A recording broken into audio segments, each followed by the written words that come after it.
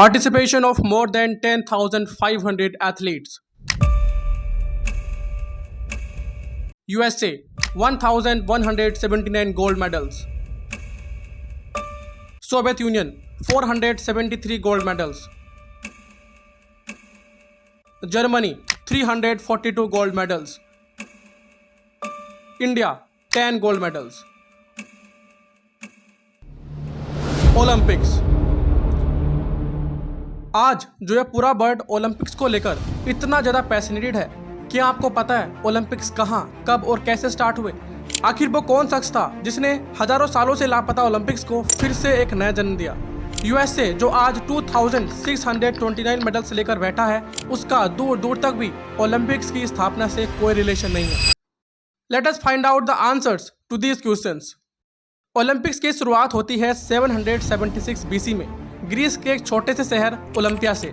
जिस तरीके से आज ओलंपिक्स होते हैं, उस टाइम पर ऐसा कुछ नहीं होता था, बल्कि ओलंपिक को ज़्यूस जो 12 ग्रीक गॉड में से सबसे पावरफुल माने जाते हैं, उनके सम्मान में ऑर्गेनाइज किया जाता था as a religious festival. Even Olympic games का नाम भी माउंट ओलंपस से लिया गया था, जिसे home of the Greek God के नाम से जाना जाता है। एंशिएंट ओलंपिक्स भी हर 4 साल बाद ऑर्गेनाइज किए जाते थे, और जब भी 4 सालों में ओलंपिक गेम्स को स्टार्ट किया जाता था तो उसकी शुरुआत होती थी ओलंपिक टॉर्च से। और इंटरेस्टिंग बात तो यह है कि आज ओलंपिक्स एक इंटरनेशनल ट्रेंड बन चुका है। गेम्स में पार्टिसिपेट करने के लिए एथलीट्स सालों से प्रिपरेशन करते हैं, मगर उस टाइम पर ओलंपिक्स बस ग्रीस में ही पॉपुलर थे। और पहली बार जो आदमी ओलंपिक्स का चैंपियन बना था, चैंपियन ऑफ द ओलंपिक्स, वो एक कुक था, कोरोइबस, जो ग्रीस के एक छोटे से शहर इलिस का रहने वाला था। जब भी कोई एथलीट एंशिएंट ओलंपिक्स में पार्टिसिपेट करता था तो वो गेम्स के दौरान कपड़े नहीं पहनता था, क्योंकि उस टाइम के कपड़े बहुत भारी और बहुत बड़े होते थे, जिसके वजह से एथलीट्स की परफॉर्मेंस बिगड़ जाती थी।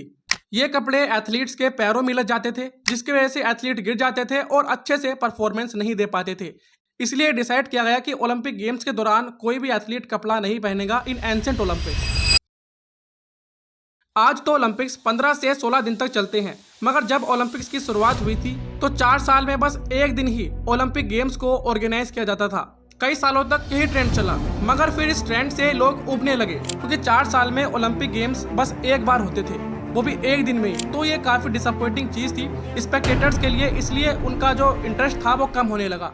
इसे देखकर ओलंपिक्स को फिर एक दिन की बजाय 4 दिन तक सेलिब्रेट किया जाने लगा। इसकी वजह से अलग अलग कंट्रीज से लोग ओलंपिक्स में आए, पार्टिसिपेट किया, और ओलंपिक्स बहुत तेजी से पॉपुलर होना शुरू हो गए। मगर किसी ने ये नहीं सोचा था कि ओलंपिक्स कभी बंद भी हो जाएंगे। 2nd सेंचुरी बीसी में ग्रीस को रोमन्स टेक ओवर कर लेते हैं, and it was the end of ancient Olympics. फिर हजारों साल बाद in 1821 Greece gets independence from the Ottoman empire, and that's the beginning of modern Olympics. 1833 में पैनागियोटिस सुटोसस अपनी poem dialogue of the dead के थ्रू पहली बार Olympics को फिर से रिवाइव करने का आइडिया प्रपोज करते हैं। फिर बात और आगे बढ़ती है और 1856 में एक रिच ग्रीक फिलैंथ्रोपिस्ट इवेंजेलोस जापस, इन्होंने ओलंपिक्स को स्पॉन्सर किया, जिसे बाद में जापस ओलंपिक्स के नाम से भी जाना गया। ये ओलंपिक्स ज्यादा बड़े लेवल पर नहीं हुए थे, आप ये मत सोचो कि इसको इंटरनेशनल लेवल पर किया गया था। यूएसए से, जापान से, रशिया से, अलग अलग कंट्रीज से एथलीट्स यहाँ पर आए थे, ऐसा कुछ नहीं है। इन ओलंपिक्स में ग्रीस और ऑटोमन एम्पायर के एथलीट्स ने पार्टिसिपेट किया था। जापस ने एंशिएंट पैनाथेनाइक स्टेडियम को रिस्टोर कराने के लिए फंड दिए, और फाइनली 1870 एंड 1875 में ओलंपिक्स को होस्ट किया गया। ये इवेंट्स काफी सक्सेसफुल रहा। 30,000 से भी ज्यादा स्पेक्टेटर्स ने इन ओलंपिक गेम्स को अटेंड किया। ये देखकर अलग अलग देशों ने अपने खुद की कंट्रीज में अपने स्टाइल में ओलंपिक गेम्स को होस्ट करना शुरू कर दिया। जैसे ब्रिटेन में बैनलॉक ओलंपिक्स को होस्ट किया गया था, और इंटरेस्टिंग बात तो यह है कि आज भी बैनलॉक ओलंपिक्स को होस्ट किया जाता है। फिर 1890 में Baron Pierre de Coubertin Wenlock Olympics से इंस्पायर होकर ओलंपिक्स को फिर से इंटरनेशनल स्टेज पर ले जाने के लिए एक इंटरनेशनल ओलंपिक कमेटी का गठन करते हैं, और बैरोन पायरे डी कुबर्टिन को ही father of the modern Olympics के नाम से जाना जाता है। 1894 में कुबर्टिन ही वो व्यक्ति थे जिन्होंने ओलंपिक्स को हर 4 साल में होस्ट करने का प्रस्ताव दिया था, और इन्हीं की वजह से ओलंपिक्स हमेशा ग्रीस में न होकर वर्ल्ड के अलग अलग देशों में होते हैं। फाइनली 1896 में पहली बार इंटरनेशनल लेवल पर ओलंपिक गेम्स को होस्ट किया जाता है ग्रीस के एक छोटे से शहर एथेंस के पैनाथेनाइक स्टेडियम में।